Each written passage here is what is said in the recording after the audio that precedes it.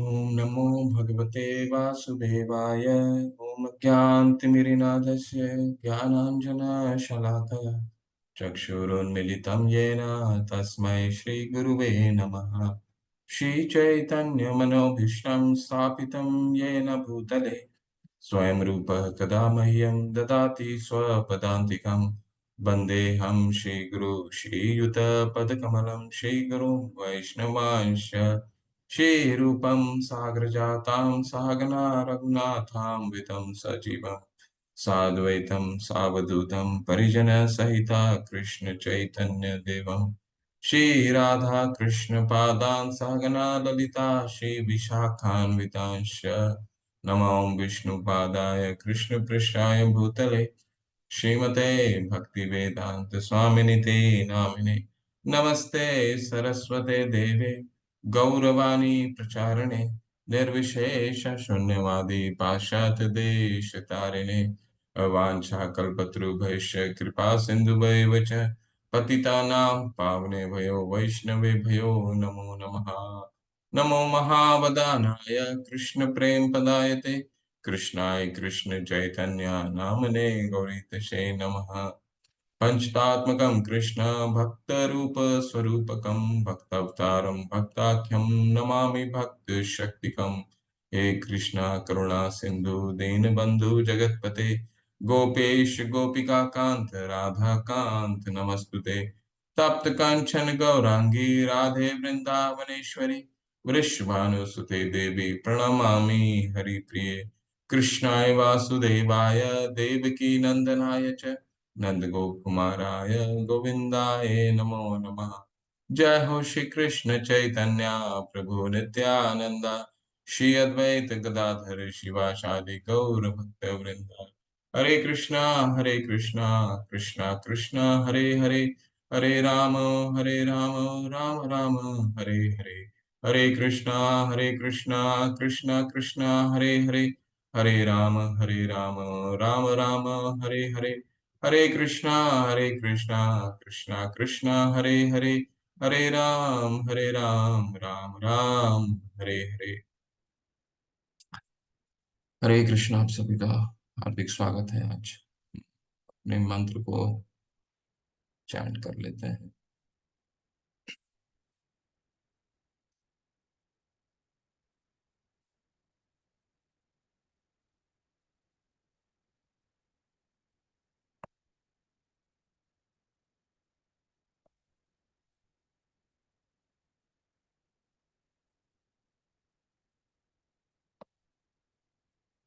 हरे कृष्णा। पहला मंत्र है ओम पूर्णमदः पूर्णमिदं पूर्णात् पूर्णमुदच्यते पूर्णस्य पूर्णमादाय पूर्णमेवावशिष्यते।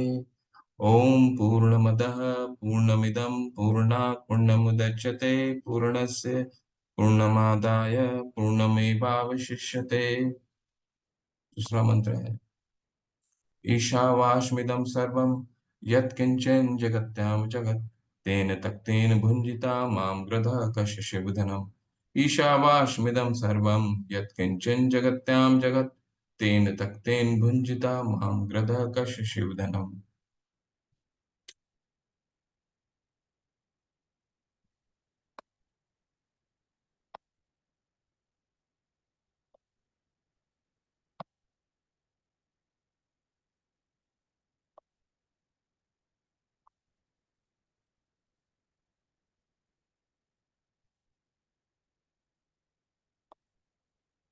10 नाम अपराध है। पहला नाम अपराध भगवान नाम के प्रचार में संपूर्ण जीवन समर्पित करने वाले महाभागवतों की निंदा सताम निंदा, इसको स्मरण रखिए। दूसरा, शिव ब्रह्मा आदि देवों के नाम को भगवान के नाम के समान अथवा उनसे स्वतंत्र समझना। तीसरा अपराध है गुरु की अवज्ञा करना अथवा उन्हें साधारण मनुष्य समझना। चौथा अपराध है वैदिक शास्त्रों अथवा प्रमाणों का खंडन करना। पांचवा अपराध है हरे कृष्ण महामंत्र के जप की महिमा को काल्पनिक समझना। छठा अपराध है पवित्र भगवत नाम में अर्थवाद का आरोप करना। सातवां अपराध है नाम के बल पर पाप करना। आठवां अपराध है हरे कृष्ण महामंत्र के जप को वेदों में वर्णित एक शुभ सकाम कर्म कांड के समान समझ। नवा अपराध है अश्रद्धालु व्यक्ति को हरि नाम की महिमा का उपदेश करना। और 10वां अपराध है भगवान के जप में पूर्ण विश्वास ना होना और इसकी इतनी अगाध महिमा श्रवण करने पर भी भौतिक आसक्ति बनाए रखना। भगवान का जप करते समय पूर्ण रूप से सावधान रह न रहना भी अपराध है और सभी अपराधों का जड़ है। इसलिए प्रत्येक वैष्णवों को ध्यान पूर्वक जप करना चाहिए ताकि जीवन का अंतिम गंतव्य शीघ्र अतिशीघ्र प्राप्त हो सके। और जीवन का अंतिम गंतव्य है कृष्ण प्रेम। जीवन का अंतिम गंतव्य है कृष्ण प्रेम। जीवन का अंतिम गंतव्य है कृष्ण प्रेम। हरे कृष्ण। तो हम अपने मंत्र शुरू करते हैं। 10वें मंत्र में थे, हमने कल 9वां मंत्र भी देखा था जहाँ पे विद्या और अविद्या का भेद को बताया गया था। विद्या अविद्या क्या है? 9वें श्लोक में बताया गया कि दो तरह की अविद्याएं होती हैं। एक तो जो बिल्कुल मूढ़ा होता है जिसको कुछ भी मालूम नहीं होता है, ठीक है, आहार निद्रा भय मैथुन ये चार चीजों में अपना जीवन पशु समान व्यतीत करता है।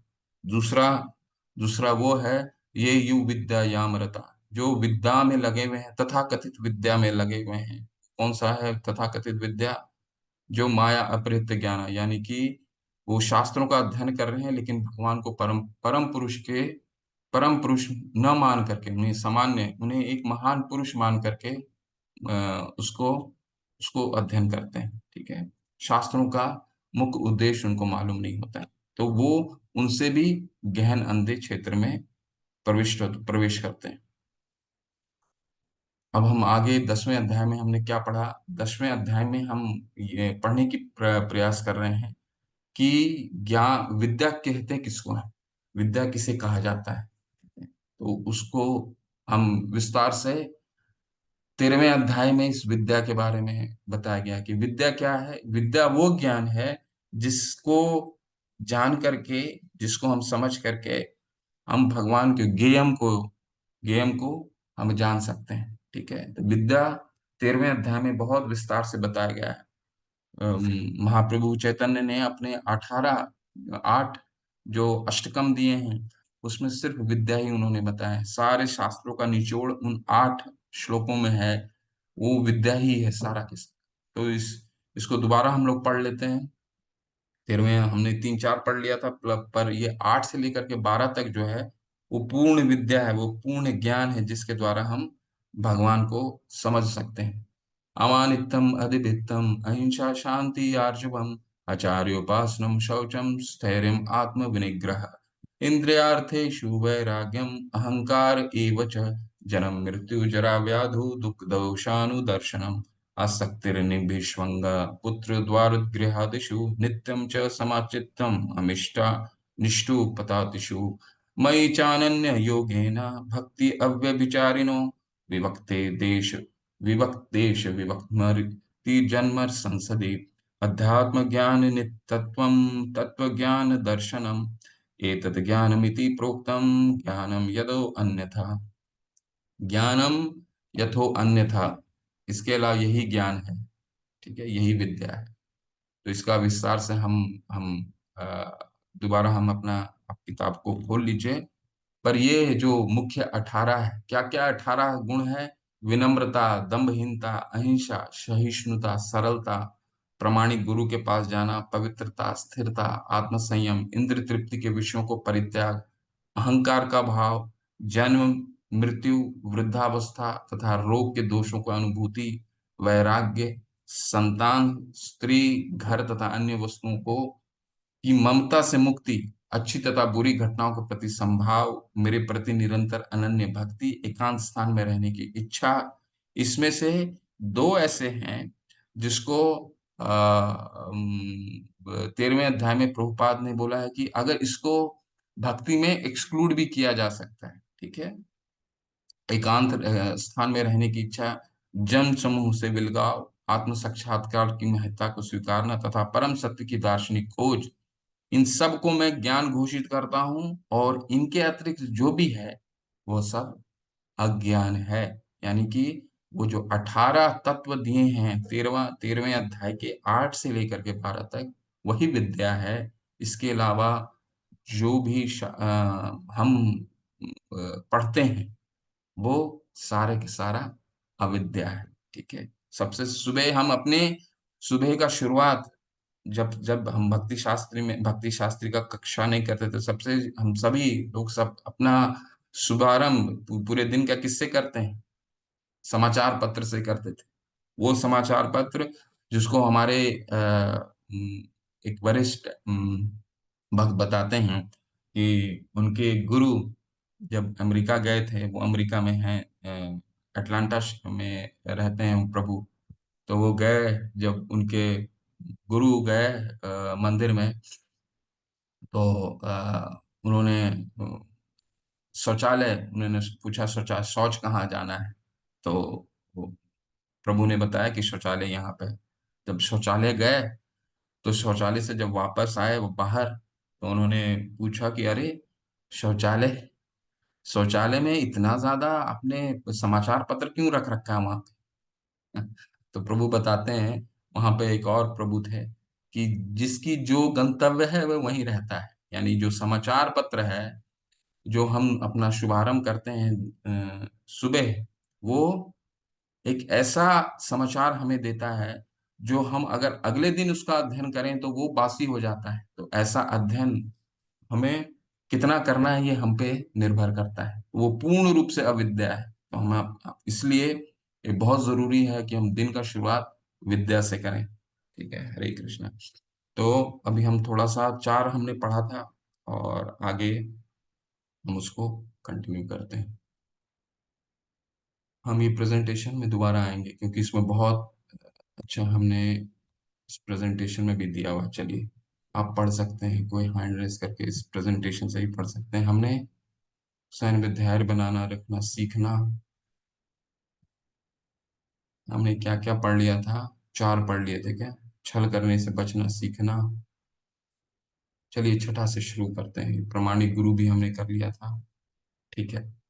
सातवां से शुरू कीजिए, कोई पढ़ना चाहते हैं इसी से पढ़ेंगे, फिर हम बाद में किताब में जाएंगे। बिमला माता जी, हरे कृष्णा। दंडवत माता, प्लीज अनम्यूट करके पढ़िए। हरे कृष्ण प्रभु जी, दंडवत प्रणाम। साथ से पढ़ना है ना? जी जी जी। आत्मा साक्षात्कार के पद तक पहुंचने के लिए शास्त्रों द्वारा आदिष्ट अधिविधान विधि विधान का पालन करना चाहिए। आठवां, शास्त्रों के सिद्धांतों के दृढ़ रहना चाहिए। नौवां, आत्म साक्षात्कार के बाधक आदतों को पूर्णतया छोड़ देना चाहिए। हरे कृष्ण। हरे कृष्ण। आत्म साक्षात्कार के पद तक पहुंचने के लिए शास्त्रों द्वारा अधिष्ट विधि विधान का पालन करना चाहिए। हमने विस्तार से इसको देख रखा है। भक्ति रसामृत सिंधु में 64 विधि बताए हैं रूप गोस्वामी पाद ने। और ध्यान ये रखने की आवश्यकता है कि हमें सिद्धांत सिद्धांत का पालन पे दृढ़ रहना है। ठीक है। वहां पे प्रभुपाद क्या समझाते हैं कि हमें सिद्धांत आवश्यक है। जो शास्त्रों के सिद्धांत हैं वो क्या है? सिद्धांत 16 माला करना, चार नियमों का पालन करना। ठीक है। सुबह का रोजाना मंदिर का प्रोग्राम को अटेंड करना, शास्त्रों का अध्ययन करना। ठीक है। ये रोजाना का प्रोग्राम।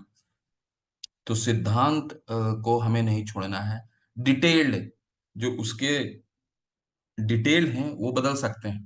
तो जैसे प्रभुपाद जी ने पहले 64 माला करने का, उनके गुरु का ये था कि 64 का कम से कम 64 माला करना है। बार प्रभुपाद अमेरिका गए। अमेरिका जाने के बाद फिर उन्होंने देखा कि 64 बहुत मुश्किल है, 16 भी बहुत लोगों को मुश्किल से होता है। फिर उन्होंने क्या किया? डिटेल्ड को चेंज किया। डिटेल यानी कि जो उसका विस्तार है, सिद्धांत का विस्तार जो है, विस्तार को विस्तार में बदलाव किया। सिद्धांत नहीं बदला। सिद्धांत वही है, रोजाना हरि नाम का जप करना। हाँ, उसका विस्तार 64 से 16 उन्होंने कर दिया। ठीक है। तो आत्म साक्षात्कार के पद तक पहुंचने के लिए शास्त्रों द्वारा आदिष्ट विधि विधान का पालन करना चाहिए। शास्त्रों के सिद्धांतों में दृढ़ रहना चाहिए। सिद्धांत जो हमारे विज्ञान है, ये भगवत गीता, ये क्या है? व्यवहारिक विज्ञान है। जो जीवन में उतारना है। आचार हमें क्या सिखाते हैं? आचार हमें इन सबको अपने जीवन में उसको जीवन में व्यवहारिक ज्ञान जो वो विज्ञान किसे कहते हैं? विज्ञान वो ज्ञान होता है जिसको व्यवहार में लाया जा सके। तो शास्त्रों को, सिद्धांतों को व्यवहार में लाना है, दृढ़ रहना, आत्मा साक्षात्कार के बाधक आदतों को पूर्णतया छोड़ देना चाहिए। तो जो हमारे चार नियम हैं वो क्या है? आत्म साक्षात्कार के आदत पूर्णतया, डोंट से निवृत्तियां हैं। निवृत्तियां निवृत्तियों को पालन करना बहुत आवश्यक है भक्ति में दृढ़ होना। ठीक है, हम आगे इसी पे और विस्तार क्योंकि ये जो चार नियम है कोई सामान्य नियम नहीं। इनको आप रोजाना पालन करने में हमें बहुत संघर्ष करना पड़ता है। ठीक है, रोजाना पालन करने में हमें इतना संघर्ष रहता है इसको। और आप आचार्य बताते हैं कि अगर हम इन नियमों का दृढ़ता पूर्वक 6 महीना भी इसको हमने पालन कर लिया तो आप सब अपनी साधना में बहुत प्रगति पाएंगे, स्वयं की साधना में बहुत प्रगति पाएंगे। ठीक है, तो ये चार नियम कोई सामान्य नियम नहीं है। ठीक है, चलिए आगे बढ़ते हैं। कोई और पढ़ना चाहते हैं तो पढ़ सकते हैं। कौन है? वासुदेव प्रभु, हरे कृष्ण। अब पढ़िए प्रभु, 3 पढ़िए। हरे कृष्ण प्रभु जी, दंडवत प्रणाम। हरे कृष्ण, धन्यवाद प्रभु, पढ़िए।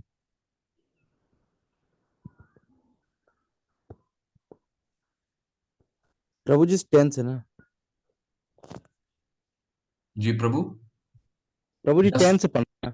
10, 10, 10 में से पढ़िए। शरीर के पालन के लिए आवश्यकता से अधिक ग्रहण नहीं करना चाहिए। 11, ना तो स्थूल देह को अपना स्व मानना चाहिए, ना ही इस शरीर से संबंधित लोगों को अपना मानना चाहिए। 12, सदैव स्मरण रखना चाहिए कि जब तक भौतिक शरीर है तब तक जन्म, जरा, मृत्यु तथा व्याधि को भोगना पड़ेगा। देह के इन कष्टों से छुटकारा पाने के लिए योजना बनाने से कोई लाभ नहीं है।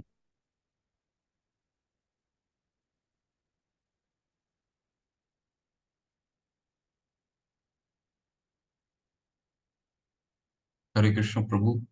सर्वोत्तम मार्ग यहाँ से पढ़ लीजिए, सर्वोत्तम मार्ग यही है। ठीक है, चलिए मैं बढ़ देता हूँ। सर्वोत्तम मार्ग यही है कि उस साधन की खोज की जाए जिससे आध्यात्मिक स्वरूप पुनः प्राप्त हो सके। 10वां क्या कहता है? शरीर के पालन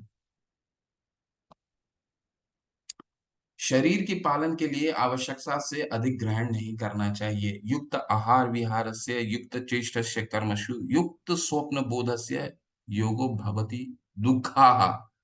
छठे अध्याय में भगवान बताते हैं कि शरीर का निर्वाह करने के लिए क्या है? युक्त आहार, ज्यादा खाना नहीं खाना, कम भी नहीं खाना है। ठीक है, युक्त आहार विहारस्य, युक्त चेष्टस्य कर्मसु। आहार विहार, विहार का क्या मतलब है? आमोद प्रमोद, इंटरटेनमेंट के लिए जो हम चीजों का इस्तेमाल करते हैं। हमें अपने इंटरटेनमेंट के लिए जो 5 हमारे कर्म इंद्रियां हैं उनको क्या देखने के लिए, क्या सुनने के लिए, क्या सुनने के लिए करना, ये हमारी चेतना पे निर्भर, ये हमारी चेतना को बहुत अफेक्ट करता है। हमारी साधना को, जो हम खाना खाते हैं, जो हम प्रसाद ग्रहण करते हैं, तो ये प्रसाद में भी कोई सामान्य, हमें ऐसा लगता है कि ये प्रसाद हम सिर्फ अगर शाकाहारी हम खा लें, बिना प्याज लहसुन के ही हम खाना खाएं और कहीं भी खा लें तो वो भी गलत है। क्यों?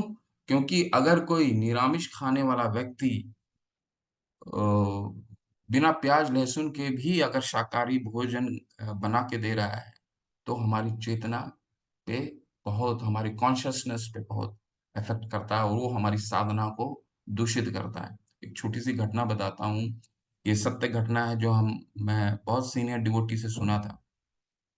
वो बता रहे थे वृंदावन में एक बाबा जी थे, गौड़ीय वैष्णव के बाबा जी, आचार्य थे। और उनका करीबन उम्र 90 92 साल हो चुका था और 50 साल ब्रज में ही वो अ, भजनानंदी थे, मतलब भजन करते थे। और करीबन रोजाना 3 लाख माला रोजाना सुबह से 3 बजे से जप शुरू कर देते थे और शाम का 3 बजे तक बिना उठे एक ही आसन पे अम, भगवान का नाम का जप करते थे। 12 घंटे एक ही जप करते थे और इन 12 घंटों में वो शौच के लिए भी नहीं उठते थे और 3 बजे के बाद फिर वो अपना दूसरा कार्य करते थे और पूरे दिन में एक बार रात्रि का भोजन लेते थे, ठीक है? तो उनका ये दिनचर्या करीबन 50 साल से था। 50 साल से वो दिनचर्या व्यतीत करते थे।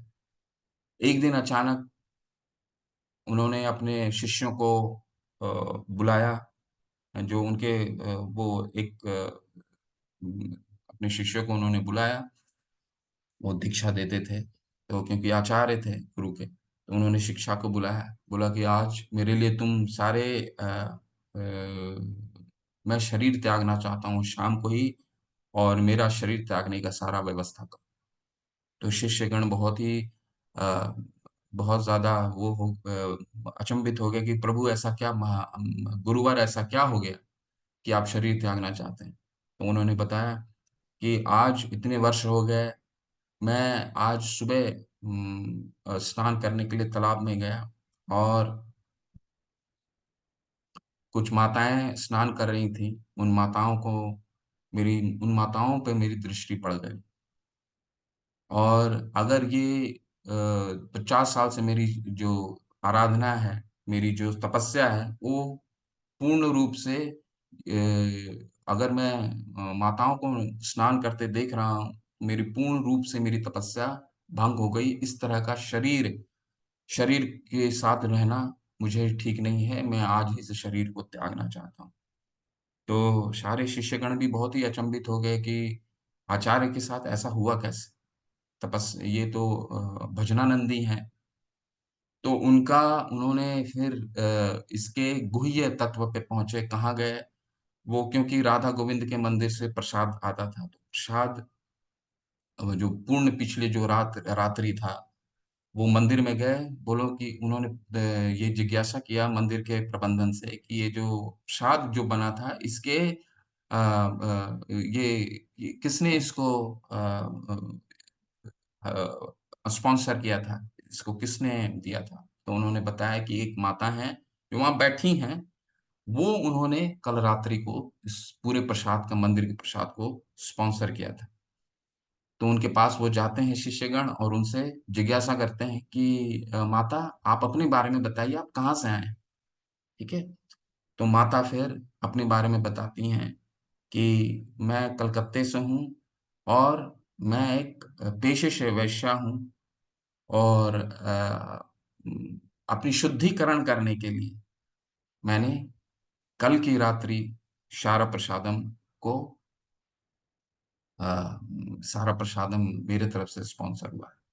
तो देखिए ये हमारे गंतव्य हमारे चेतना पे क्योंकि मंदिर जब भी हम जाते हैं स्पॉन्सर करते हैं कुछ तरह का देते हैं तो ये हमारा चेतना पे निर्भर हम कॉन्शियस हो करके इस तरह का कार्य करें स्पॉन्सर करें तो कहने का तात्पर्य यहाँ ये है कि एक दूषित जगह से अगर सात्विक भोजन भी अ, बनता है, तो एक शुद्ध व्यक्ति, एक शुद्ध आचार का चेतना को किस तरह दूषित करता है, वो इस उदाहरण से हमें पता चलता है। तो आहार शुद्धौ सत्वम शुद्धि, सत्वम शुद्धौ ध्रुवा स्मृति।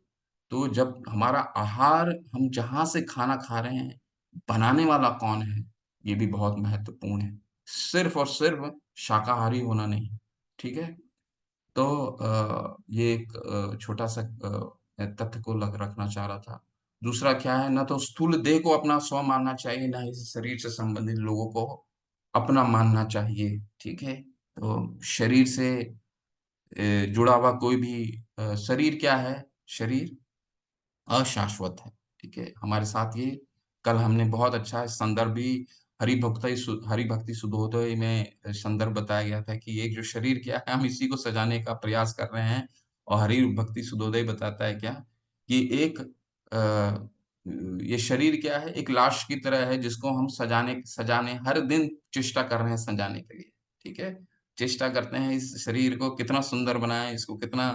और ये शरीर क्या है, शरीर 12वें में बताया जा रहा है क्या, ये शरीर 3 चीजों से कभी भी नहीं बचने वाला। वो 3 क्या है, इंद्रियार्थेषु वैराग्यम, अहंकार एव च, जन्म मृत्यु जरा व्याधि दुख दोषानुदर्शनम। ये स्मरण रखना चाहिए कि ये शरीर कितना भी हम सुंदर बना लें, कितना भी कोई कितना भी धनी व्यक्ति हो, इन 3 चीजों से कभी भी आ, इन 3 चीजों से ग्रसित करेगा ही। कौन सा है, जन्म, मृत्यु, जरा और व्याधि, ठीक है। जन्म, मृत्यु, बुढ़ापा और बीमारी, ये 4 चीजें कोई भी इस धरातल पे इन 4 चीजों से नहीं बच सकता, ठीक है। चाहे वो धनी हो या उसके पास वो धन का अभाव, ठीक है। तो जो इस सत्य को जान जाता है वो ज्ञानी है, ठीक है। चलिए आगे पढ़िए, कोई पढ़ना चाहते हैं, 13, 14, 15, एक कोई पढ़ सकते हैं तो पढ़िए। डॉक्टर राखी माता, हरे कृष्ण। हरे कृष्ण प्रभु जी। हरे कृष्ण। नंबर 13, मनुष्य को आध्यात्मिक उन्नति के लिए जीवन की जितनी आवश्यकताएं हैं उनसे अधिक के प्रति आसक्त नहीं होना चाहिए। नंबर 14, मनुष्य को स्त्री, संतान तथा घर के प्रति शास्त्रों की आज्ञा से अधिक आसक्त नहीं होना चाहिए। 15, मनुष्य को मन द्वारा उत्पन्न इष्ट या अनिष्ट की भावनाओं से सुखी या दुखी नहीं होना चाहिए। हरे हरे कृष्ण। कृष्ण प्रभु।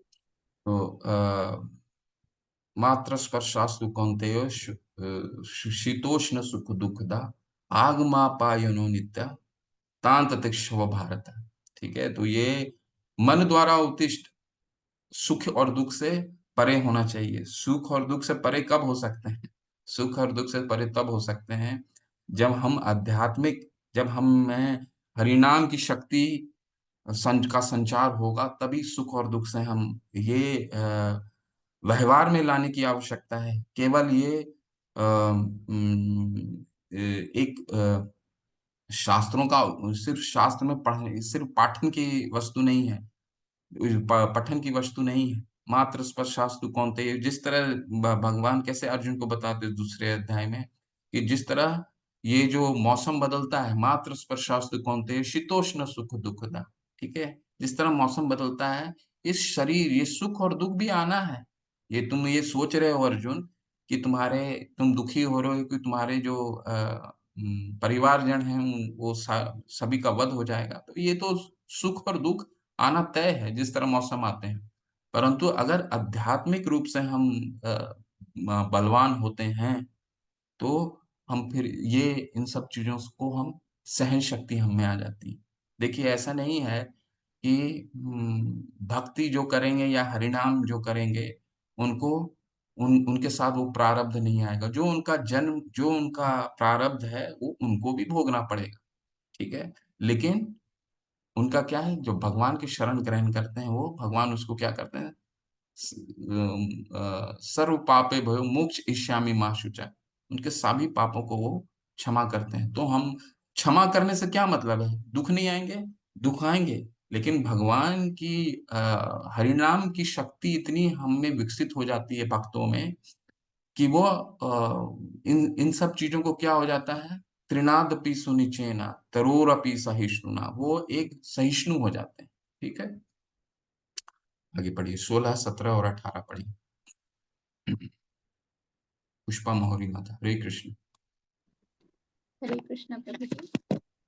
मनुष्य को भगवान श्री कृष्ण का अनन्य भक्त बनना चाहिए तथा पूर्ण मनोयोग से उनकी सेवा करनी चाहिए। 17वां, मनुष्य को शांत वातावरण में किसी ऐसे निर्जन स्थान में रहने की रुचि उत्पन्न करनी चाहिए जो आध्यात्मिक अभ्यास के लिए अनुकूल हो और जहां अभक्तों का प्राधान्य हो, उन स्थानों से उसे बचना चाहिए। 18वां, मनुष्य को वैज्ञानिक या दार्शनिक बनना चाहिए और आध्यात्मिक ज्ञान के विषय में शोध करनी चाहिए और यह मानना चाहिए कि आध्यात्मिक ज्ञान स्थायी है, जबकि भौतिक ज्ञान शरीर की मृत्यु के साथ ही समाप्त हो जाता है। हरे कृष्ण प्रभु जी, हरे आगे पढ़ो। कृष्ण। नहीं माता, हरे कृष्ण, इसको हम समझते हैं पहले। भगवान श्री कृष्ण की अनन्य भक्ति चाहिए तथा भक्त बनना चाहिए तथा पूर्ण मनोयोग से उनकी सेवा करनी चाहिए। ठीक है, तो अ, 8वें अध्याय में भगवान क्या कहते हैं, जो मेरी भक्ति करता है वो क्या हो जाता है, उसके लिए भक्ति बहुत सुलभ सुलभ पार्थ है। बताते हैं ना 8वें अध्याय में कि मैं उनके लिए मार्ग को बहुत सुलभ कर देता हूँ जो मेरी अनन्य भक्ति करता है। तो अनन्य भक्ति करने का क्या मतलब है कि हम जितने भी माला करते हैं कोशिश करें हम सभी के सभी 16 माला करें, और 16 के 16 माला करने के लिए करीबन 2 घंटे लगते हैं। इन 2 घंटों में हम किसी और चीज को अपने आसपास ना आने दें, मोबाइल को ना आने दें, किसी चीजों को ना आने दें। जितना सुबह हो सकता है इसको शुरुआत करें। अपने दिनचर्या शुरू करने से पहले सारे माला को संपन्न कर लें, क्योंकि एक बार दिनचर्या शुरू हो गया फिर हम उन मालों में वो माला करने को सिर्फ हम खाना पूर्ति होती है, देखिए वो भी अफेक्ट करेगा, लेकिन हम उसमें अपराध शुरू हो जाता है। ये जो 10 नाम अपराध है ना, वो नाम अपराध घुसने शुरू हो जाते हैं। बहुत सारी चीज मन में शुरू हो जाता है, एक बार काम शुरू हो गया तो बहुत सारी चीजें हम सोचने लग जाते हैं। तो 2 घंटे बिना सोचे समझे सुबह उठ करके हमें हरि नाम का जप कीजिए और उसको बस सुनिए। यही भक्ति की शुरुआत ही यहीं से होती है। तभी हृदय में प्रकाशित होगा ददामी बुद्धि योगम तम। ये ददामी जो बुद्धि है, बुद्धि हमें शास्त्र को समझने का, शास्त्र हम समझ देखिए संस्कृत को संस्कृत कई वैज्ञानिक कई दार्शनिक भी समझते हैं। आज उसी का चर्चा था। हमें शब्दों को समझना नहीं है, शब्दों के भाव को समझना है। भाव हम कब समझेंगे, जब भगवान हमारे हृदय में बुद्धि स्वयं प्रकाशित करेंगे। हम अपनी बुद्धि से तो नहीं समझ सकते, अपनी बुद्धि से हमारी समझने, क्योंकि हमारी बुद्धि, हमारी सब इंद्रियां जो हैं वो अपूर्ण है, तो हम अपनी बुद्धि से नहीं समझ सकते। तो क्या किसका हमें साथ पकड़ना पड़ेगा, भगवान की अनन्य भक्ति करनी पड़ेगी। अनन्य भक्ति करने से भगवान हमारे सामने एक गुरु देंगे। ठीक है, वो गुरु स्वयं हमारे पास आएंगे, और वो गुरु फिर गुरु के माध्यम से हम इन शास्त्रों को अगर समझते हैं तो इनके भाव को समझ सकते हैं। 18वां क्या है, वैज्ञानिक। ये वैज्ञानिक या दार्शनिक बनकर, और 17वां क्या है, शांत वातावरण में किसी ऐसे निर्जन स्थान में रहने की रुचि उत्पन्न करनी चाहिए। लेकिन इन 18 में से 2 ऐसे हैं जो निर्विशेषवादी की तरफ लेके जाते हैं। तो भक्ति के लिए जो 17वां है वो कलयुग के लिए नहीं, महाप्रभु उसको अ, उस पे बल नहीं देते हैं, एकांत स्थान में रहना। क्या किस पे बल दिया जाता है इस कलयुग में, कलयुग में बल दिया जाता है तस्मात् सर्वेषु कालेषु माम अनुस्मर युद्ध च मयि अर्पितो मनोर्बुद्धि मामय वैशासी संशय। अर्जुन, तुम अपने कर्तव्य करते रहो, लेकिन कर्तव्य करते करते मयि अर्पितो मनोर्बुद्धि, अपने मन और बुद्धि को मुझ में लगाओ। सततम कीर्तयन्तो माम, सततम कीर्तन करो। ठीक है, तो और 18वां क्या है, वैज्ञानिक या दार्शनिक बनकर आध्यात्मिक ज्ञान के विषय में शोध करनी चाहिए, और यह मानना चाहिए कि आध्यात्मिक ज्ञान स्थायी है, जबकि भौतिक विज्ञान शरीर की मृत्यु के साथ ही समाप्त होता है। तो अब तक तो हमने वैज्ञानिक और दार्शनिक का बहुत ही नकारात्मक दृष्टिकोण देखा, लेकिन प्रभुपाद ने इसको किस तरह से आध्यात्मिक बनाया, साक्षात के रूप में। वो वैज्ञानिक और दार्शनिक, आप सभी लोग जानते होंगे, हमारे इस्कॉन में भक्ति वेदांत इंस्टीट्यूट है। भक्ति वेदांत इंस्टीट्यूट एक बहुत ही जो भक्ति वेदांत इंस्टीट्यूट भक्ति स्वरूप दामोदर दास प्रभु, जो प्रभुपाद जी के डिसाइपल थे, एक बहुत ही गुणी और बहुत ही शिक्षित व्यक्ति थे, जिनका नाम था डॉक्टर टी.डी. सिंह, जो आप देख रहे हैं, जिनको अब्दुल कलाम आजाद जी पुरस्कार दे रहे हैं। डॉक्टर से टीडी सिंह बहुत ही शिक्षित व्यक्ति थी, भौतिक शिक्षा में बहुत उत्तीर्ण थे और एक वैज्ञानिक थे, अमेरिका में शोध कर रहे थे। इन्होंने अपनी पीएचडी कैलिफोर्निया यूनिवर्सिटी से की थी और शिल प्रभुपाद ने इनको चुना था। ये भक्ति वेदांत इंस्टीट्यूट को स्थापित करने के लिए इनका सिर्फ यही उद्देश्य था कि ये पढ़े लिखे वैज्ञानिकों के बीच में अध्यात्म को किस तरह लेकर के जाएं और विज्ञान और अध्यात्म जो अपने आप में दोनों अपने आप में स्तंभ हैं और दोनों में बहुत ज्यादा दूरी बढ़ गई है, खाई आ गई है। वैज्ञानिक उस खाई को किस तरह दूर किया जाए, ये एक पूरे इंस्टीट्यूट का यही एक उद्देश्य रहता है। ठीक है, और इसमें ये इंस्टीट्यूट बहुत कार्यरत है और ये इंस्टीट्यूट में पूरे भारत, पूरे विश्व में, विश्व भर से बहुत उच्च संस्थान के लोग इसमें जुड़े हुए हैं, जिसमें इंडियन आईआईटी है, Indian institute of science Bangalore के कई लोग हैं जो निरंतर शोध और रिसर्च चल रहा है। ठीक है, और इनका सिर्फ एक ही उद्देश्य है, किस तरह विज्ञान और अध्यात्म को साथ में मिल करके दोनों को दोनों की दूरी को जो है वो दूर किया जाए। हमारे जो जितने भी वैज्ञानिक हैं जिन्होंने शोध किया है पूर्व, चाहे वो न्यूटन ले लीजिए, चाहे मैक्स प्लैंक ले लीजिए, चाहे आइंस्टीन ले लीजिए, उन्होंने शोध अध्यात्म विज्ञान और अध्यात्म को जोड़ करके ही शोध किया था। उन्होंने ये नहीं समझा, न्यूटन ने ये कभी नहीं बोला कि ये जो सेब गिरा है वो ये मैंने खोजा है। ठीक है, उन्होंने क्या कहा, न्यूटन क्या कहते थे, ये भगवान का सेब तो ऐसे भी गिरता था, सेब पहले भी गिरता था और मेरे बाद भी गिरेगा। लेकिन उन्होंने विज्ञान का क्या कार्य है, उन्होंने क्या बोला, विज्ञान का सिर्फ एक ही कार्य है कि भगवान की जो सृष्टि है वो विज्ञान के माध्यम से कैसे समझा जाए। विज्ञान सर्वे सर्वा नहीं है, सेब पहले भी गिरता था, सेब बाद में भी गिरता है। लेकिन न्यूटन ने क्या किया, सेब गिरता क्यों है इसका शोध किया। ठीक है, तो अध्यात्म को विज्ञान से कैसे जोड़ा जाए, विज्ञान के माध्यम से अध्यात्म को कैसे समझा जाए। ठीक है, ये पूरे इंस्टीट्यूट का यही उद्देश्य है। चलिए, तो ये देखिए जो 18वां है वो किस तरह प्रभुपाद शास्त्र, जैसे कह रहे हैं शास्त्रों को किस तरह व्यवहार में लाया जा सकता है। तो इस्कॉन में कुछ भी ऐसी चीजें नहीं होती हैं जो शास्त्र उन्मोदित नहीं है। पिछले सत्र में हमने ये भी चर्चा किया था, आप लोग जो नहीं जुड़े थे वो रिकॉर्डिंग देखिए, या रिकॉर्डिंग जब जाएगी वो देखिएगा कि ये जो सुबह का प्रोग्राम होता है वो भी कितना वैज्ञानिक है और शास्त्रों उन्मोदित है। ठीक है, ये पूर्ण के पूर्ण 9 जो हमारी भक्ति के 9 अंग होते हैं, उन 9 अंग पे निर्भर करता है, पूरे 9 अंग को द्वारा बनाया गया है ना। हरे कृष्णा। चलिए इसको आगे हम लोग पढ़ते हैं और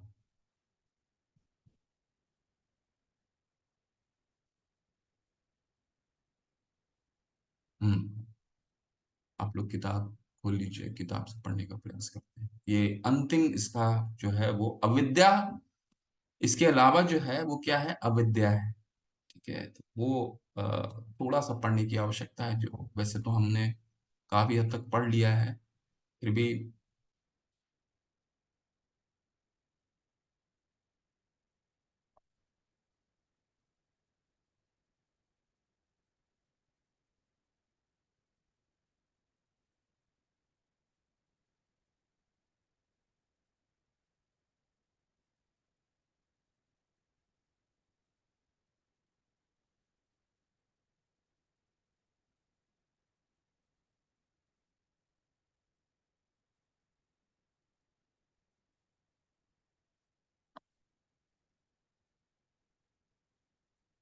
सारा नहीं पढ़ेंगे, कुछ कुछ मुख्य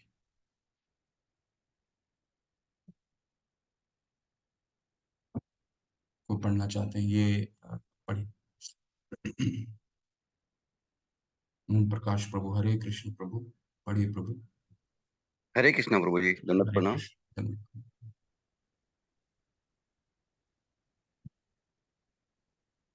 श्रील प्रभुपाद की जय। तात्पर्य श्रील प्रभुपाद द्वारा। मैं 18 बातें मिलकर एक क्रमिक प्रक्रिया का निर्माण करती हैं, जिसके द्वारा असली ज्ञान विकसित किया जा सकता है। लेकिन इससे भिन्न अन्य सारी विधियां अविद्या की कोटि में मानी जाती हैं। महान आचार्य श्री भक्ति विनोद ठाकुर का मतलब यह व्यक्त किया है कि भौतिक ज्ञान के सारे भेद माया के बाह्य स्वरूप मात्र हैं और इनके सेवन से कोई भी व्यक्ति एक गधे से बेहतर नहीं बन पाता।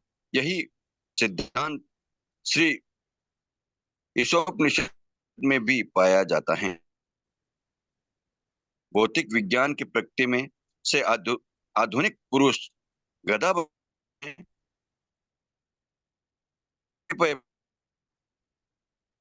वादी राजनीतिज्ञ अध्यात्म उसकी निंदा है, लेकिन दुर्भाग्यवश वे वास्तविक ज्ञान के अनुशीलन के विषय में परवाह नहीं करते, कि भगवत गीता में वर्णन हुआ है। इस प्रकार वे आसुरी परिस्थिति को नहीं बदल सकते। हरे कृष्ण। हरे कृष्ण। तो ये 18 जो हमने ज्ञान की जो विद्या पढ़ा, इसके अलावा जो भी देखिए आचार्य भक्ति विनोद ठाकुर जो हमारे आचार्य के गुरु हैं, वो क्या बता रहे हैं कि 18 चीजों के अलावा जितनी भी हैं वो सारे के सारा अविद्या है। तो जो भी हम ग्रहण कर रहे हैं, क्या उसका जीवन में हमारा कोई रोल नहीं है? जो भी भौतिक विज्ञान हम लेते हैं उसका कोई जीवन में रोल नहीं है। रोल अगले अध्याय में किस तरह उसको समन्वय करना है। अ, अ, जो अभी हम अविद्या का भी जरूरत है, लेकिन किस तरह वो अगले हम मंत्र में पढ़ेंगे। परंतु इसके अलावा यहाँ पे क्या कह रहे हैं, इसके अलावा हम जो भी कर रहे हैं, रिसर्च भी कर रहे हैं, शोध भी कर रहे हैं, वो सारा के सारा अविद्या है। क्यों है अविद्या? ये आगे कई उदाहरणों से, अभी तक हमने कई बार इसकी चर्चा कर ली है। एक दो उदाहरण पढ़ेंगे और फिर हम अगले मंत्र में जाएंगे। ठीक है, तो देखिए पहला उदाहरण है, पढ़िए। क्यों अविद्या कह रहे हैं? वंदना माता जी, हरे कृष्ण। हरे कृष्ण प्रभु जी, दंडवत प्रणाम। हरे कृष्ण, धन्यवाद माता। आधुनिक समाज में एक बालक भी अपने आप को आत्मनिर्भर समझता है और अपने गुरुजनों का सम्मान नहीं करता। हमारे विश्वविद्यालयों में त्रुटिपूर्ण शिक्षा प्रदान किए जाने से विश्व भर के लड़के गुरुजनों के लिए सिरदर्द बने हुए हैं। इस प्रकार श्री ईशोपनिषद दृढ़ भाव से चेतावनी देती है कि अविद्या की संस्कृति विद्या से भिन्न है। ये कहा जा सकता है कि विश्वविद्यालय अविद्या के ही केंद्र हैं। फलस्वरूप विज्ञानी जन अन्य देशों का नामो निशान मिटा देने के लिए घातक अस्त्र शस्त्रों की खोज करने में व्यस्त हैं। आज विश्वविद्यालय के छात्रों को ना तो ब्रह्मचर्य के नियमों की शिक्षा दी जाती है, ना ही शास्त्रीय आदेशों में उनकी श्रद्धा रह गई है। धर्म के सिद्धांतों की शिक्षा केवल नाम तथा यश के लिए दी जाती है, व्यवहार में लाने के लिए नहीं। इस प्रकार न केवल सामाजिक तथा राजनीतिक क्षेत्रों में अपितु धर्म के क्षेत्र में भी मनोमालिन्य व्याप्त है। हरे कृष्ण प्रभु जी। हरे थैंक यू कृष्ण, प्रभु जी। धन्यवाद माता। देखिए उदाहरण कितना सशक्त उदाहरण है, जो जिसको हम आज के जीवन से जोड़ना कोई मुश्किल नहीं। हमारे आसपास जितनी भी चीजें हैं वो यहाँ पे जो प्रभुपाद जी बता रहे हैं, ये प्रभुपाद जी के समय 70 के दशक में उन्होंने ये किताब लिखी थी। उस समय वो इस तरह का व्याकरण कर रहे थे। ठीक है, इस समय में। और आज तो आप देखिए, आज के तारीख में ये तो इसका कितना पतन हो गया है। ठीक है, और वो पतन कहाँ से शुरू होता है? वो पतन हमारे हर एक जगह आपको दिखेगा। चाहे वो हम यहाँ पे तो विश्वविद्यालय का उल्लेख आ रहा है, और सबसे महत्वपूर्ण क्या उल्लेख आ रहा है? ब्रह्मचर्य। बच्चों को जो है ब्रह्मचर्य 1 से 5 से लेकर के जो 25 वर्ष तक, ब्रह्मचर्य का क्या मतलब होता था? ब्रह्मचर्य का मतलब होता है कठोर निषेध निषेध, जीवन में नियम का पालन कैसे किया जाए, ये ब्रह्मचर्य में सिखाया जाता है। ठीक है, और यही कठोरता के अभाव में आज हमारे जो नई पीढ़ी है, वो बहुत ही जल्दी मीडिया, आप कितनी चीजों को उम, अ, कितनी चीज़ों को वो एक्सपोज़ हो जाते हैं, जिनके कारण उनका जो शिक्षा लेने की शिक्षा लेने का जो प्रणाली है, वो भी बहुत बदल चुका है, बहुत बदल गया है, ठीक है?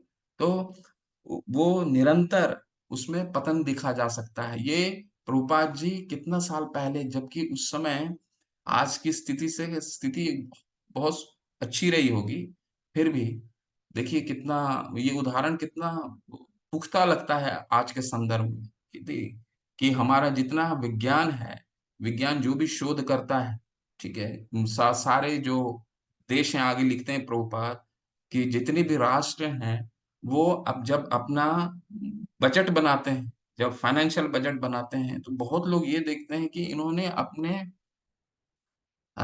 डिफेंस में कितना खर्च कर रहे हैं, ठीक है? अपने बचाव रख-रखाव, बच-बच रख-रखाव तो छोड़िए पहले, बचाव में कितना अपने आप को डिफेंड कर रहे हैं, ठीक है? कितना शस्त्रों का निर्माण कर रहे हैं, कितना आधुनिक शस्त्र बना रहे हैं।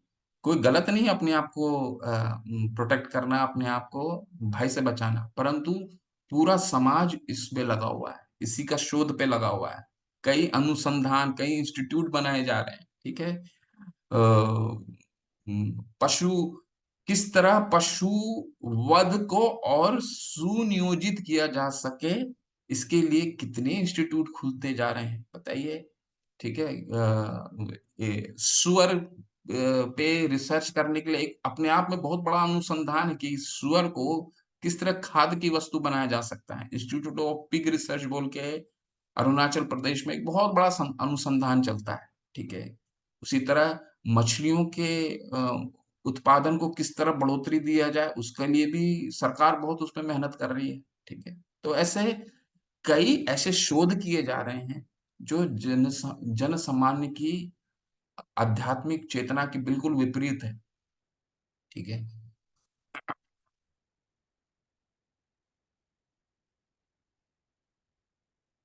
ये अंतिम पंक्ति पढ़ लीजिए।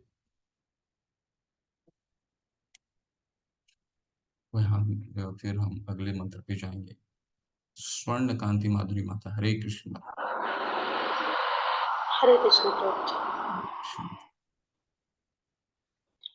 श्री उपनिषद इस प्रकार की दोषपूर्ण शिक्षा से हमें सचेत करती है और भगवत गीता असली ज्ञान के विकास हेतु उपदेश देती है।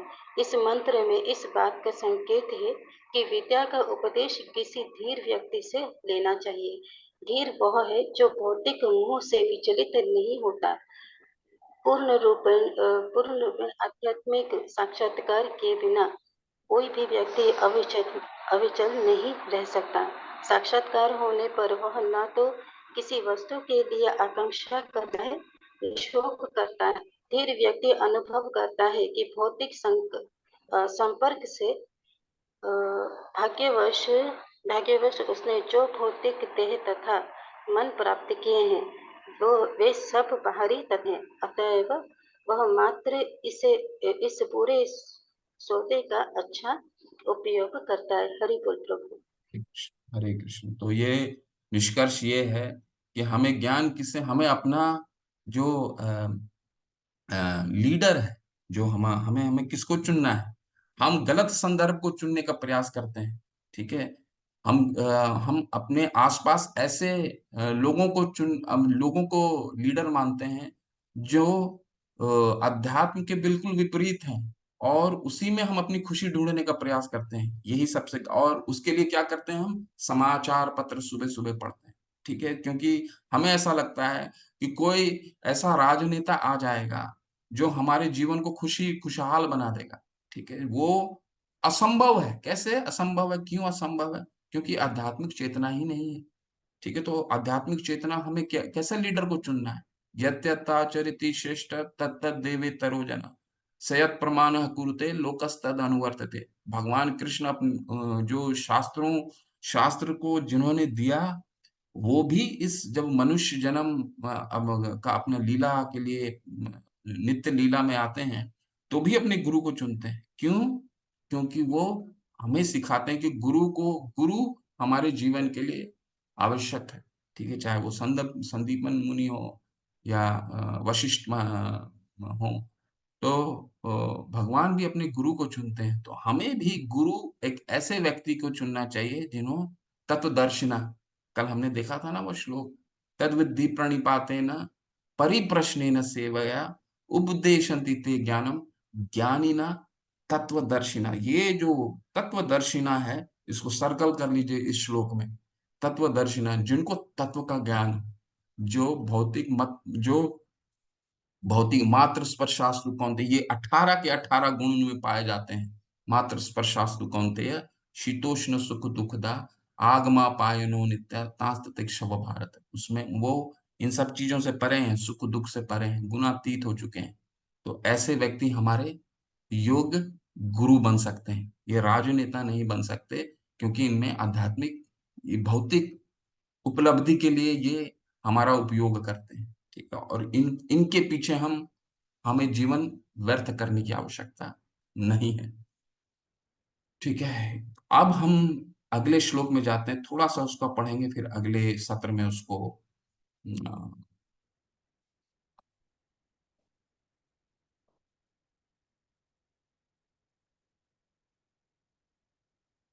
चलिए इसको अंतिम छंद किसी को पढ़ लीजिए, इसके बाद फिर इस मंत्र को अंत करते हैं। संतोषी गुप्ता माता जी का पढ़िए। हरे कृष्ण प्रभु जी, सादर प्रणाम। श्रील प्रभुपाद जी की जय। श्रील प्रभुपाद जी के द्वारा अधीर, जिसने धीर का प्रशिक्षण नहीं लिया, कभी शिक्षा देने वाला अगवा नहीं बन सकता। आधुनिक राजनीतिज्ञ जो अपने को धीर दिखाने का स्वांग भरते हैं, वास्तव में अधीर हैं और उनसे पूर्ण ज्ञान की आशा नहीं की जा सकती। वे तो रुपये पैसों के रूप में अपना पारिश्रमिक तय करने में ही व्यस्त रहते हैं, तो वे जनता को आत्म साक्षात्कार के सही पथ तक किस प्रकार ले जा सकते हैं। अतएव वास्तविक शिक्षा प्राप्त करने के लिए मनुष्य को धीर के मुख से विनीत भाव से सुनना चाहिए। धन्यवाद प्रभु जी। हरे कृष्णा। बिल्कुल, निष्कर्ष यही है कि हमें गुरु अपना साधना करना चाहिए, और गुरु जब हम साधना करते हैं तो हमारा ज्ञान स्वतः ही प्रकाशित होता है। ये भगवान हमें ददामी बुद्धि हो, तो बुद्धि भगवान देंगे, और गुरु चुनने का भी हम में बुद्धि आनी शुरू हो जाती है, कि हम सिर्फ ऐसे गुरु को नहीं चुने जो वाक चातुर्य में बहुत तेज हो, बोलने में बहुत तेज हो, बहुत अच्छे से बात करता हो। वो तभी हो सकता है जब हमारी साधना अच्छी होगी, जब हम हरि नाम हरे कृष्ण महामंत्र हम सुबह सुबह अच्छे से करेंगे, तो ये बुद्धि स्वतः ही आएगी, भगवान ही प्रकाशित करेंगे। तो हम गुरु को चुनने का, हमारा जो गुरु को हम पहचान सकते हैं। ठीक है, अब ये अविद्या का हमारे जीवन में क्या रोल है? अभी तक तो हमने 2 मंत्रों में ये पढ़ा कि ये अविद्या जो भी 18 ज्ञान है, जो भी शास्त्रों में है लिखा, जो 18 चीजें हमने पढ़ा, उसके अलावा जितनी भी चीजें पढ़ रहे हैं, वो सारा का सारा अविद्या है। तो हमने पूरा जीवन क्या अविद्या लेने में व्यर्थ कर दिया? बिल्कुल अविद्या लेने में व्यर्थ कर दिया। लेकिन इस अविद्या का क्या जीवन में समन्वय हो सकता है, ये हम अगले मंत्र में पढ़ते हैं। हरे कृष्ण। चलिए अगले मंत्र को थोड़ा सा शुरू करते हैं। बहुत सुंदर है वो मंत्र, बहुत सुंदर मंत्र है। वैसे आप लोगों ने सबने पढ़ा है कैसे करना है, फिर भी इसको हम दोबारा पढ़ते हैं।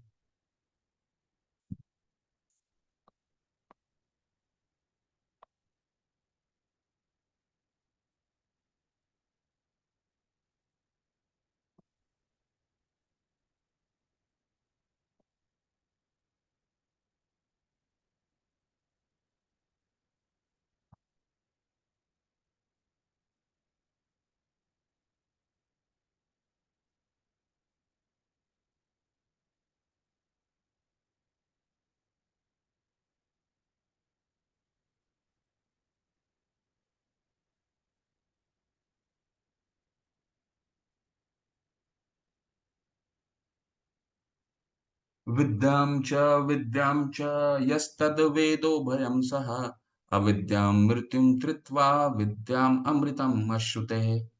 विद्यां च अविद्यां च यस्तद्वेदो उभयं सः अविद्यां मृत्युं धृत्वा विद्याम् अमृतम् अश्नुते।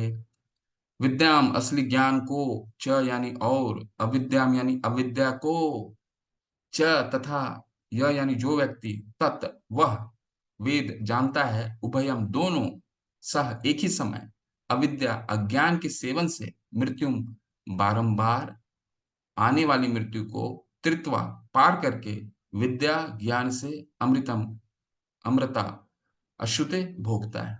दोनों का आप समन्वय कैसे कर सकते हैं, अविद्या को और विद्या को, ये मंत्र सिखाता है। अनुवाद, जो अविद्या की कार्य प्रक्रिया तथा दिव्य ज्ञान विद्या को साथ साथ सीख सकता है, केवल वही बारंबार जन्म मृत्यु के प्रभाव को पार कर सकता है, अमरता के पूर्ण वरदान को भोग कर सकता है। देखिए अब अविद्या को किस तरह हम समन्वय कर सकते हैं, ये थोड़ा सा दृष्टिकोण समझने का प्रयास करते हैं। ये संसार के दुख हमें याद दिलाते हैं कि हमें अविद्या का प्रक्रिया में अवश्य लगे रहना चाहिए। ठीक है, जब जब हमारा पूरा जीवन दुख सुख दुखालयम शाश्वतम, हम दुखों से भरा रहता है, तो हमें ये जरूर जिज्ञासा, विद्या के माध्यम से हम ये समझ सकते हैं कि ये दुख आते क्यों हैं। ठीक है, तो ये विद्या का रोल है। इंद्रिया, अभी हमने पढ़ा, क्या पढ़ा, इंद्रिया अर्थेषु वैराग्यम अहंकार एव च जन्म मृत्यु जरा व्याधि दुख दोषानुदर्शन। ये तीन चीजें आएंगे ही आएंगे दुख के रूप में, और जो व्यक्ति, ये धीर व्यक्ति जो जान जाता है, वो ज्ञानी व्यक्ति है। ठीक है, वो विद्या को समझ गया। सकारात्मक प्रत्यक्ष ज्ञान और नकारात्मक दोनों होना चाहिए। उदाहरण के लिए, यदि आप सोचते हैं कि जीवन बुरा है, तो आप इसे नकारना शुरू कर देंगे और अंत में एक निर्विशेषवादी के रूप में समाप्त हो जाएंगे। ठीक है, तो विद्या का क्या रोल है? विद्या का रोल भक्ति रसामृत सिंधु में हमने अध्ययन किया था। अगर किसी को वो स्मरण है, वो श्लोक, वो 4 श्लोक में एक श्लोक विद्या के बारे में बता सकता है। बताइए कौन सा श्लोक है? 4 श्लोक का हमने स्मरण किया है, याद किया है। उसमें से एक श्लोक जो है, अविद्या को विद्या में कैसे रूपांतरित करना है, वो हमें सिखाता है। जो हैंड रेज हैं, हाँ, डॉक्टर राखी माता, हरे कृष्ण माता, अनम्यूट करके बोलिए। हरे कृष्ण प्रभु जी। चौथा वाला श्लोक जिसमें कहा गया है अनासक्तस्य विषयान्, हरी हरी, यथा बिल्कुल वाह, बिल्कुल हरी बोल, बिल्कुल वाह। अनाशक्त्य विषयान यथार्हम उपयुञ्जत निर्बंध कृष्ण संबंधे युक्त वैराग्यम उच्यते। निर्बंध कृष्ण संबंधे, उसको कृष्ण के संबंध में, उसी विद्या अविद्या को कृष्ण के संबंध में अगर हम उपयोग करें तो वो विद्या हो जाता है। ठीक है, क्योंकि अगर हम आज आप देखते होंगे कि हमारे इस्कॉन में, संस्था में कई उच्च शिक्षित लोग जुड़े हुए हैं। क्यों जुड़ते हैं? उस शिक्षित लोगों को प्रचार में क्यों आगे किया जाता है? इसीलिए आगे किया जाता है कि जितनी शिक्षा उत्तीर्ण रहती है, उतनी उनके बात को प्रभावशाली लोग एक्सेप्ट करते हैं। अगर शिक्षा नहीं रहेगी तो लोग उतने दृढ़ता से सुनते नहीं। जो बोलने वाला वक्ता है, वो वक्ता का शिक्षा बहुत महत्वपूर्ण, वो बहुत महत्वपूर्ण होता है। नहीं तो सामने वाला जो श्रोता होते हैं, उनको वो बहुत ही दृढ़ता से उसको नहीं सुनते। इसीलिए प्रचारक, जितने भी इस्कॉन में आप प्रचारक देखते होंगे, उनकी जो शिक्षाएं हैं, उनकी जो एजुकेशन क्वालिफिकेशन है, वो बहुत अच्छा होता है। स्वतः ये बड़ी बहुत नेचुरल प्रोग्रेशन है। इसीलिए अविद्या का कार्य है।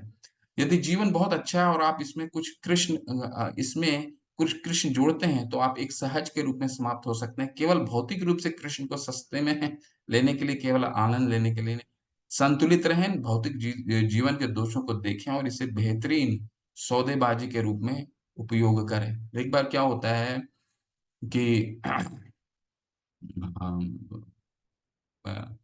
हाँ, अ, मंदिर में एटलांटा एटलांटा नहीं, न्यू वृंदावन के मंदिर में प्रभुपाद जी को एक भक्त ने पूछा कि प्रभु, जो दूध है, ये 60-70 के दशक की बात है, ये जो दूध हम भगवान को अर्पित करते हैं, ये दूध तो दो चीजें हो सकती हैं। ये दूध जहां से आता है, जैसे हम गाय से दूध लेते हैं, गाय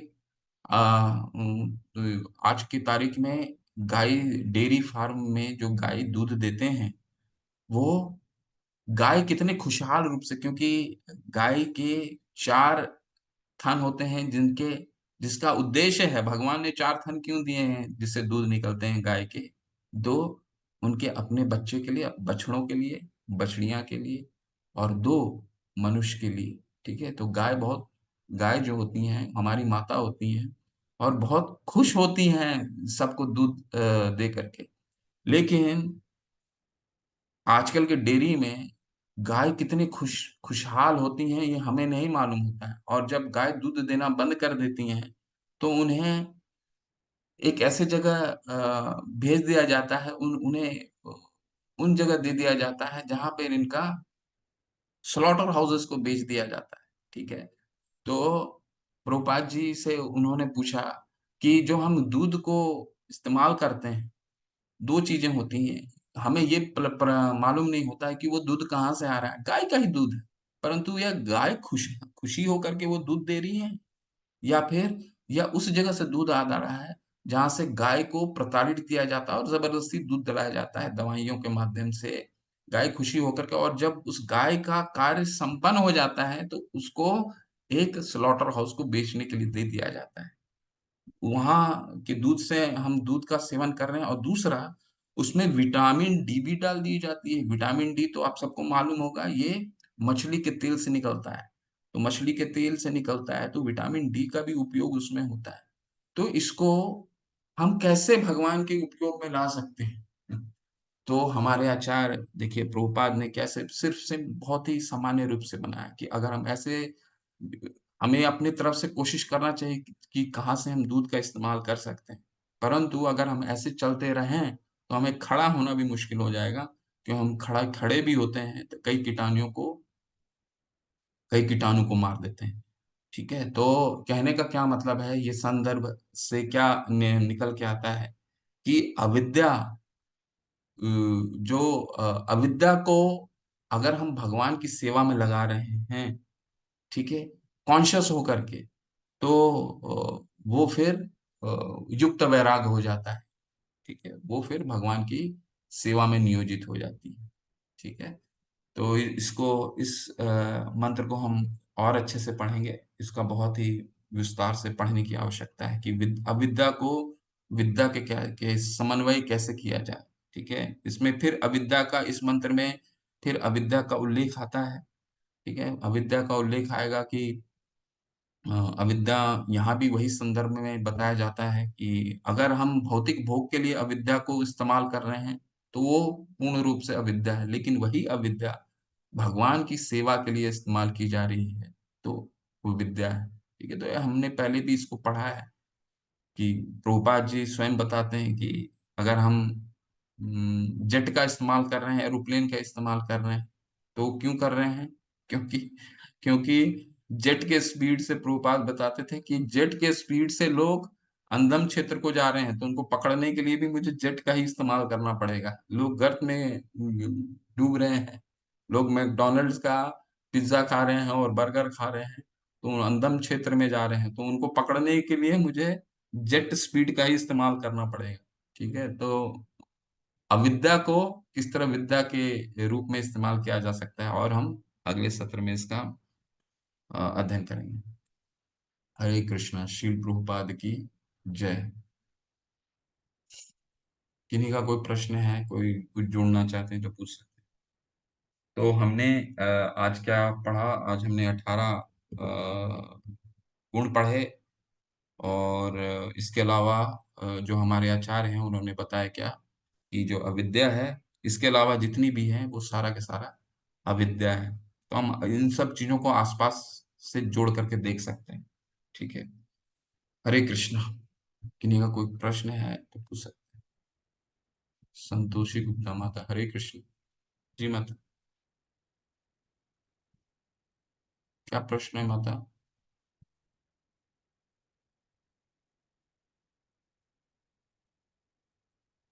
अनम्यूट कीजिए माता, संतोषी गुप्ता माता।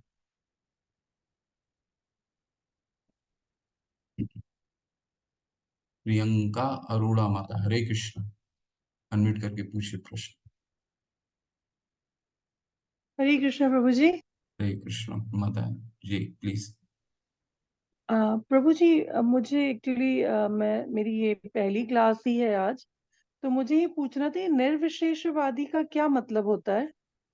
हम्म निर्विशेषवादी का सिर्फ एक ही मतलब होता है माता जी, इसको ठीक से समझ लीजिए कि जो भगवान के साकार रूप को नहीं मानते, साकार रूप को नहीं मानते, उनको क्या लगता है? निर्विशेषवादी, उनको ऐसा लगता है कि भगवान का कोई साकार रूप नहीं है, भगवान निराकार है। ठीक है। तो आप लेवल 2 से आए हैं, तो वहां पे हमने 12वें अध्याय में अर्जुन का ये प्रश्न रहता है कि कौन सा उचित मार्ग है, निर्विशेष। सबसे पहला प्रश्न वही कहते हैं, निर्विशेष या साकार रूप। तो भगवान कहते हैं कि दोनों रूप ठीक है, लेकिन जो निराकार रूप है उसमें भगवान तक पहुंचना बहुत मुश्किल है। कलेशो अधिकतरस्तेषाम अव्यक्त आसक्त चेतसाम, बहुत कलेशो भरा मार्ग है वो, जो भगवान के साकार रूप को नहीं मानते हैं। अब उदाहरण के रूप में, बहुत छोटा सा उदाहरण है कि निर्विशेषवादी ये मानते हैं कि मान लीजिए बल्ब की रोशनी है, तो वो ये सोचते हैं कि सिर्फ रोशनी ही भगवान है, रोशनी ही भगवान है, बल्ब नाम का चीज तो है ही नहीं। ठीक है। तो ये उनकी अज्ञानता का कारण है। इसको निर्विशेष बोलते हैं, जो भगवान को सिर्फ एक उनके प्रकाश के माध्यम से जानते हैं, भगवान को साकार रूप नहीं जानते। ठीक है माता, कुछ और इन पे इसमें और ज्यादा जानना है?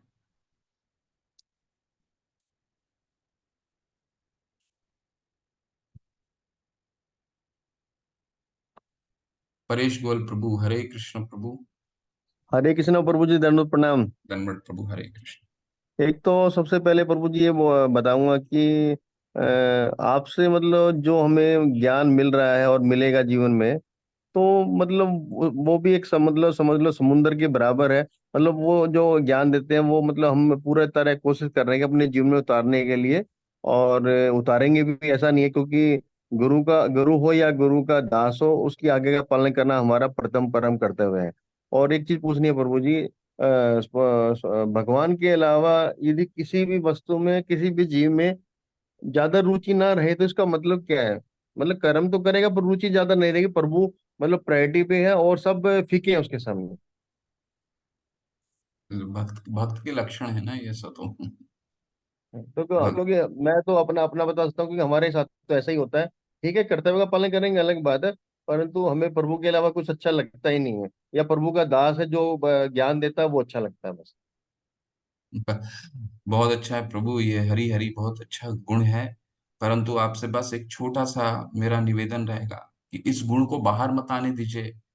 और ये गुण गुण जो है, जितना भीतर समेट के रखिए और ये समझ के रखिए कि और मेरे से आसक्ति, ये आसक्ति कैसे खत्म हो इन सब चीजों से। ठीक है। तो हमारी साधना इन सब चीजों से आसक्ति तभी खत्म हो सकती है जब हम अपनी साधना को दृढ़ करें, अपने हरिनाम को ठीक करें। हरिनाम ठीक से होता रहेगा। 16 माला कर रहे हैं 18 कीजिए, 18 कर रहे हैं 20 कीजिए, बिना अपराध के करते रहिए, करते रहिए। तो इन सब चीजों से धीरे धीरे आसक्ति कम हो जाएगी। और हमेशा लालसामय प्रार्थना करते रहिए गुरु से कि मैं अभी भी भक्ति में बढ़ ही रहा हूँ, मेरी भक्ति में मुझे भक्ति का मार्गदर्शन दीजिए। मैं मेरे में अभी परिपक्वता आई नहीं है। हमेशा ये अपने में निवेदन करते रहिए, प्रार्थना करते रहिए कि मैं शुरू ही कर रहा हूँ भक्ति से, मैं शुरू ही कर रहा हूँ भक्ति, मुझे कोई ज्ञान नहीं है, मुझे कुछ नहीं आता, मेरा तुरंत पतन हो जाएगा। माया इतना प्रभावशाली है। बलवान इंद्रिय ग्रामो विद्वान समपि कर्षति। भगवान श्रीमद् भागवत में कहते हैं ये बलवान इंद्रिय इंद्रिय इतने बलवान हैं कि हमारा एक विद्वान को भी कर्षति, विद्वान भी गिर सकता है। तो शिल प्रभुपाद सन्यासी के रूप में जब सन्यासी थे, तो वृंदावन में एक बार उनकी बहन आई अ, उनके साथ, तो अपने शिष्य जो उनके शिष्य के साथ वार्तालाप कर रहे थे। ठीक है, ये श्लोक में मैं पूरा उच्चारण नहीं करूंगा, लेकिन ये बहुत ही संवेदनशील श्लोक है, बहुत ही स्ट्रांग श्लोक है, इसलिए पूरा नहीं बताऊंगा। तो जब हम भक्ति शास्त्री कर लेंगे, जो कभी आपसे मिलेंगे, तो ये श्लोक का अच्छे से बताएंगे आपको। तो प्रभुपाद ने क्या बोला, उनके जो शिष्य थे, उन्होंने बोला कि प्रभु आपकी बहन आई हैं, दीदी आई हैं, तो मैं बाहर जा रहा हूँ। आपको बंगाली में बात करने लग गए दोनों भाई बहन, बंगाली में बात करने लगे और काफी देर तक बात करते रहे। तो शिष्य ने सोचा कि मैं उठ करके चला जाता हूँ।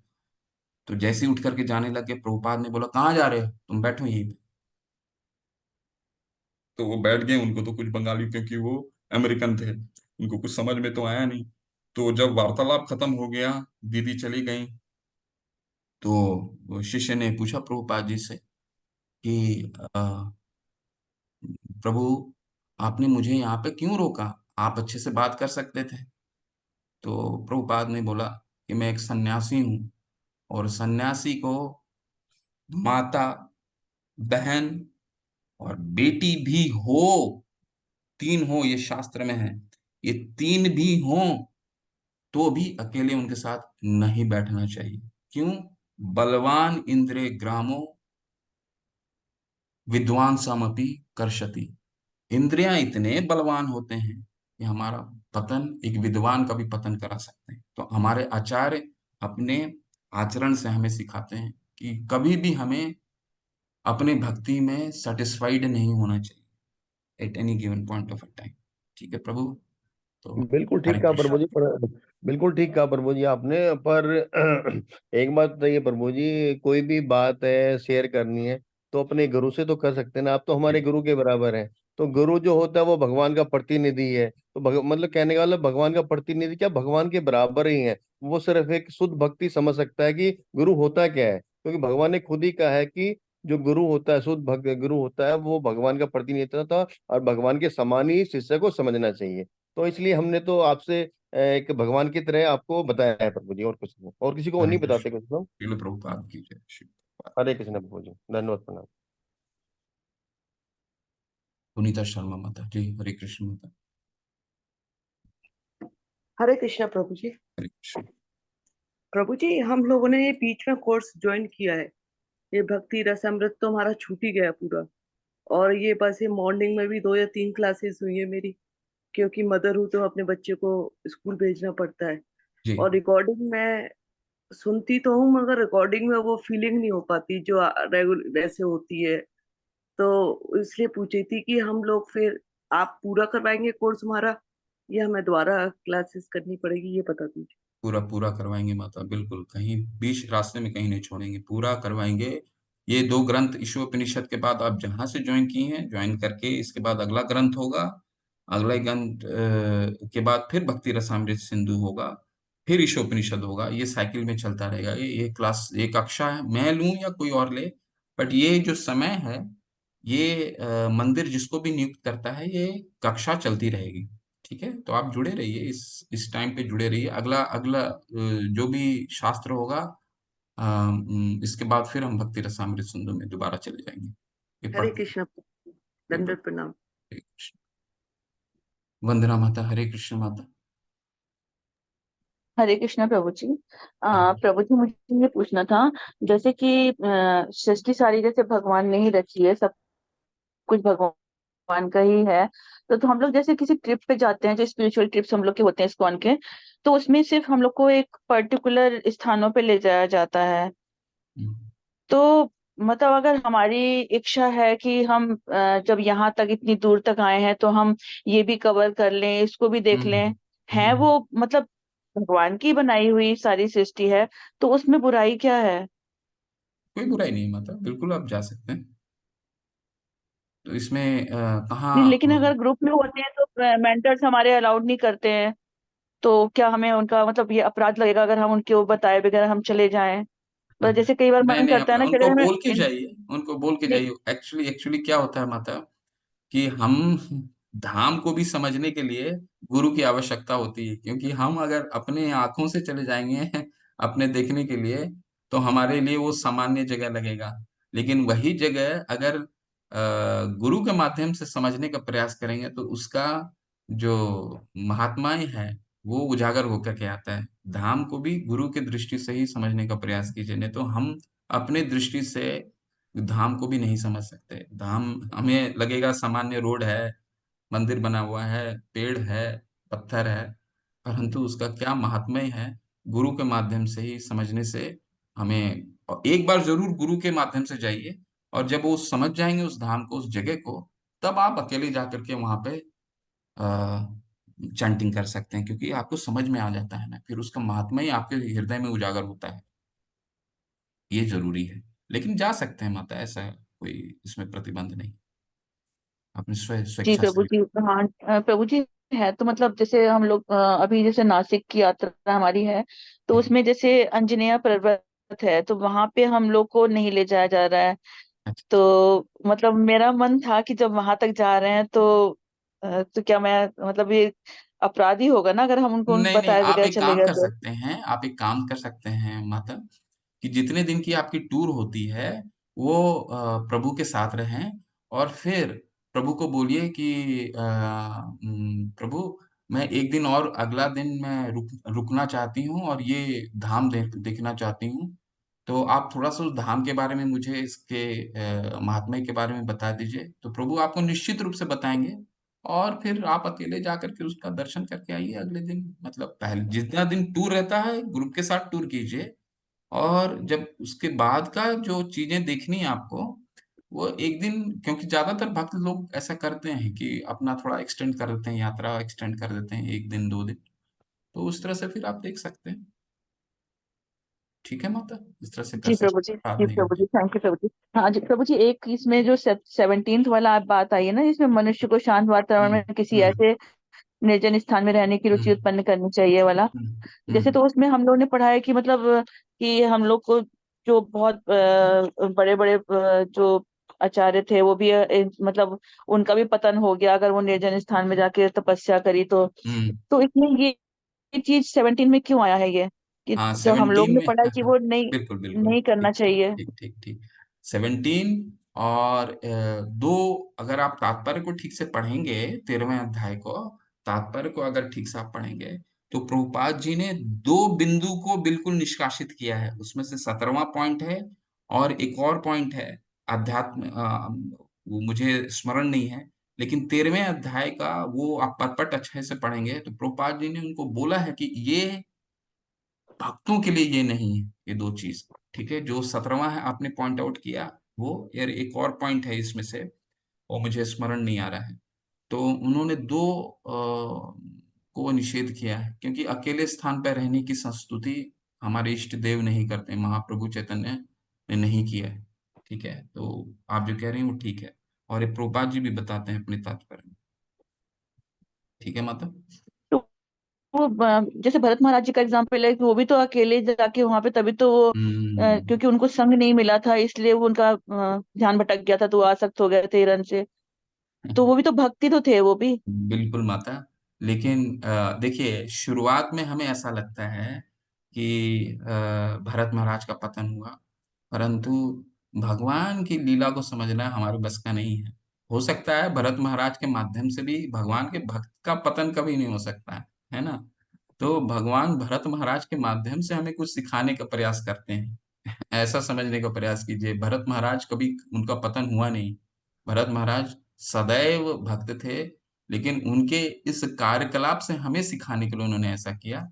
तो आप ठीक कह रही हैं कि जो 17वां पॉइंट है, वो भक्तों के लिए नहीं दिया जाता है, वो नहीं उसको बोला जाता है। ऐसे प्रभुपाद जी भी, एक और पॉइंट है, मुझे याद नहीं आ रहा कौन सा है, लेकिन 17वां तो निश्चित है, उसको नहीं फॉलो करना है ना। जी प्रभु जी। प्रभु जी मतलब ये शास्त्रों के अनुसार नहीं है फिर ये। ये शास्त्रों के अनुसार है, लेकिन गौड़ीय वैष्णव में हम लोग नहीं करते। क्यों क्यों नहीं करते हैं?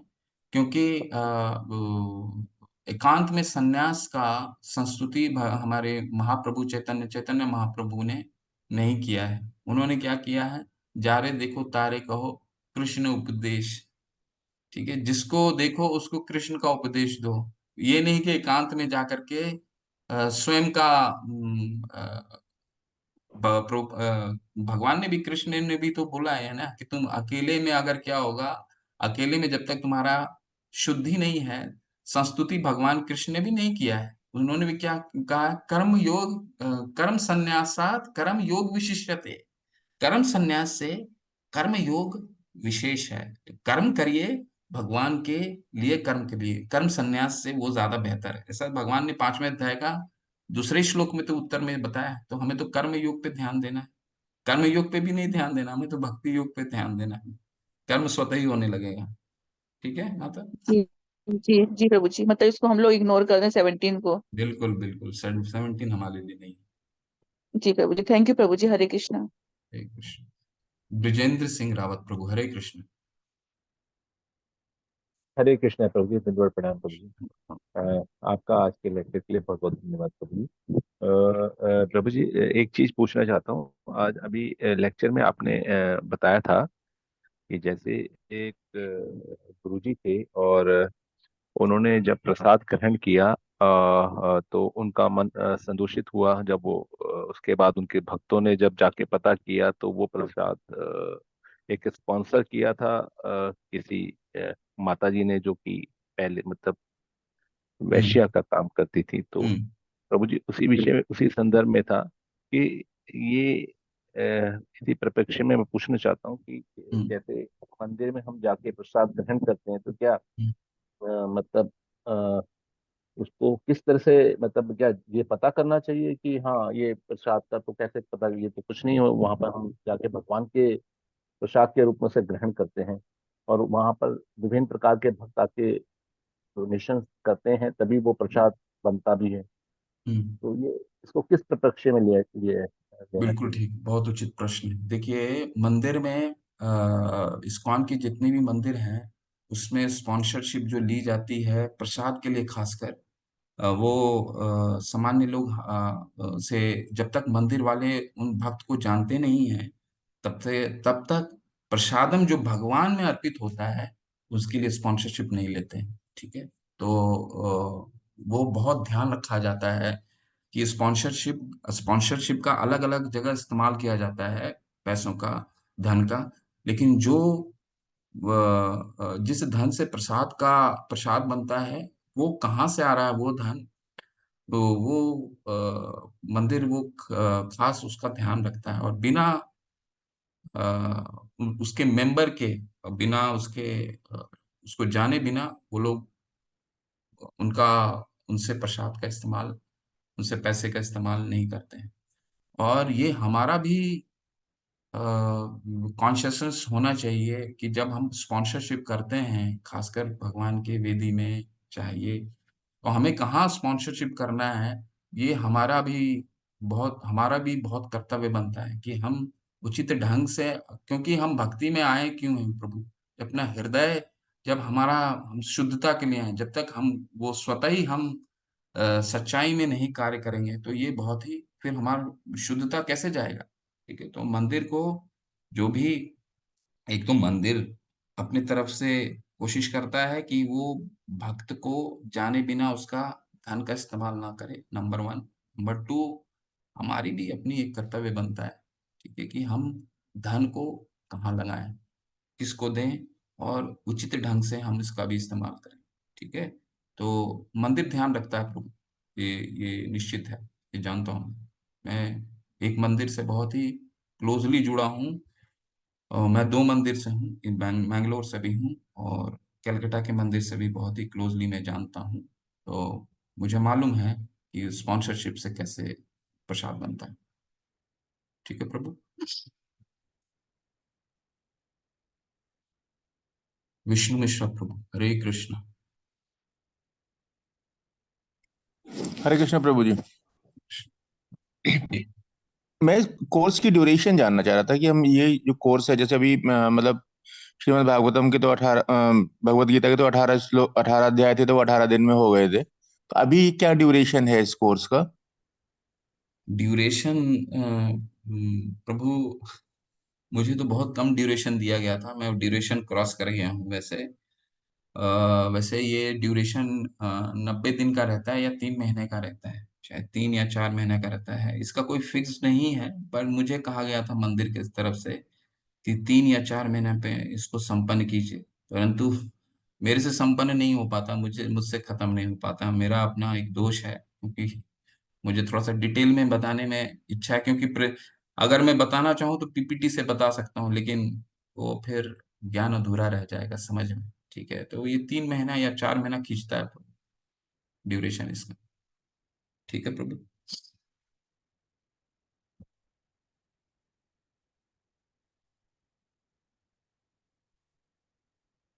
ठीक है, चलते हैं फिर आगे का चार्ट में है क्या प्रश्न।